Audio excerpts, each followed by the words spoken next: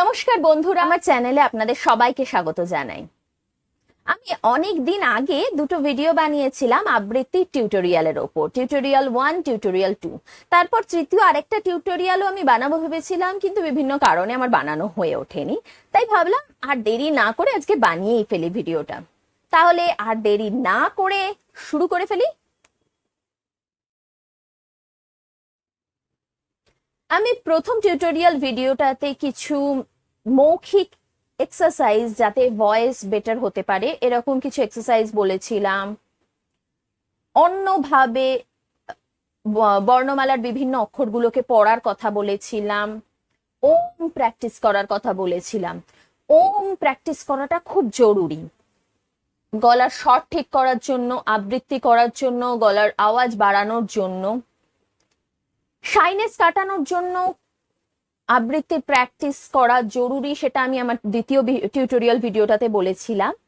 আর আরেকটা কথা যেটা বলবো, যে যত প্র্যাকটিস করতে থাকবে লোকের সামনে, বন্ধুদের সামনে, পরিবারের সামনে এবং আত্মীয় স্বজন সবার সামনে ধীরে ধীরে বলা অভ্যেস করবে, ততই সংকোচ, ভয়, ভীতি এগুলো কাটতে থাকবে।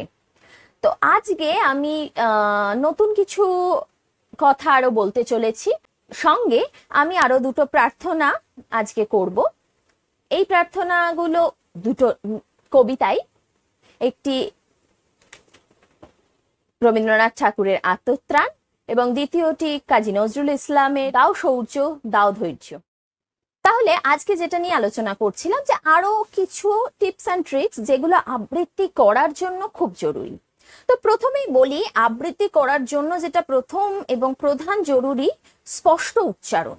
স্পষ্ট উচ্চারণ আমাদের ছোট থেকেই যদি হয়ে যায় তাহলে তো খুব সুবিধে। কারণ অনেকেই আছে বড় হয়ে গেছে কিন্তু তাদেরও উচ্চারণের স্পষ্টতাটা আসেনি, অন্যভাবে উচ্চারণ করে। অনেকের উচ্চারণে গ্রাম্য টান থাকে, বিভিন্ন গ্রামের দিকে বিভিন্ন রকমের টান হয়ে থাকে। আমি খারাপ বলছি না সেটা, কিন্তু সেটা কবিতা পাঠের জন্য বা আবৃত্তি করার জন্য একটু সমস্যার সৃষ্টি করতে পারে। আবার অনেক বাচ্চাদের থাকে কিছু উচ্চারণের প্রবলেম হয়, বা শক্ত শব্দ উচ্চারণে সমস্যা হয়ে থাকে, এরকম নানা ধরনের উচ্চারণের প্রবলেম হতে পারে। তো এইসব সমস্যাগুলো কাটানোর জন্য, উচ্চারণকে স্পষ্ট করার জন্য, আমাদের আবৃত্তি করা, গলার জোর এগুলোকে আরো ভালো করার জন্য আমাদের দরকার অভ্যেস। তা কি অভ্যেস করতে হবে?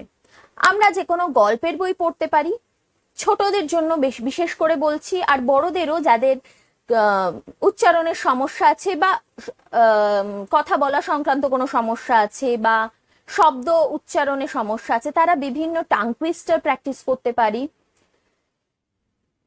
তাছাড়াও গল্পের বই আমরা মনে মনে পড়ি, গল্পের বই মনে মনে না পড়ে জোরে জোরে বলতে পারি। বাড়িতে ছোট বাচ্চা থাকলে তাকে গল্প শোনানোর জন্য আমরা জোরে জোরে গল্প পাঠ করতে পারি। তাতে আমাদের অভ্যেসও হবে, বাচ্চারও গল্প শোনা হবে।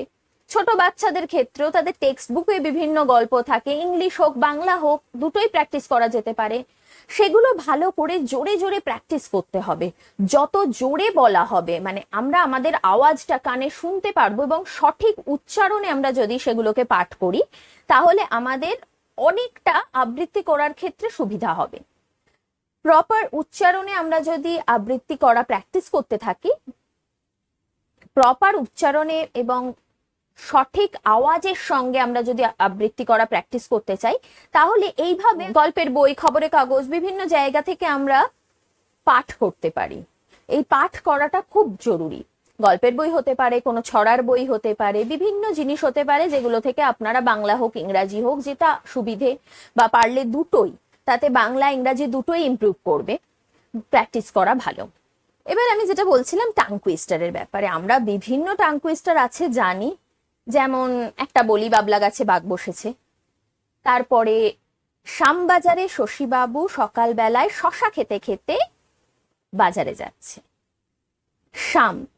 শ্যামবাজার অর্থাৎ তালব্যস্য, সকালবেলা দন্তস্য, শশীবাবু তালব্যস্য এবং শশীতে দীর্ঘী, অর্থাৎ হ্রস্বের উচ্চারণ হবে না, দীর্ঘয়ের উচ্চারণ হবে।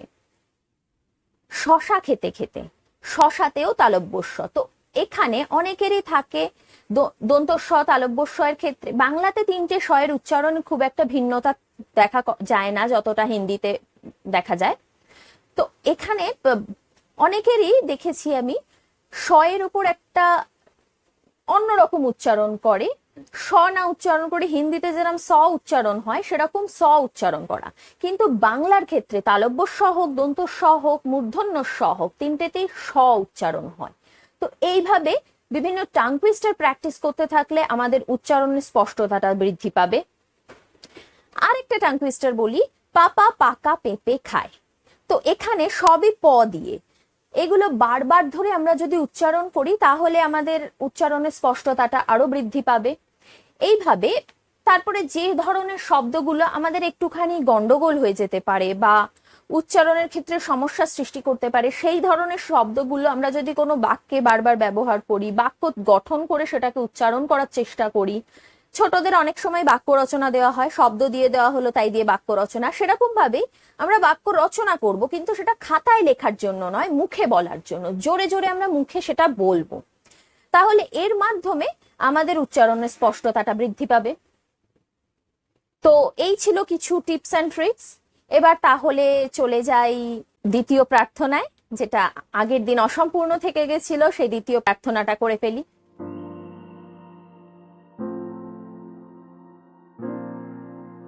নমস্কার। কবিগুরু রবীন্দ্রনাথ ঠাকুরের আত্মত্রাণ।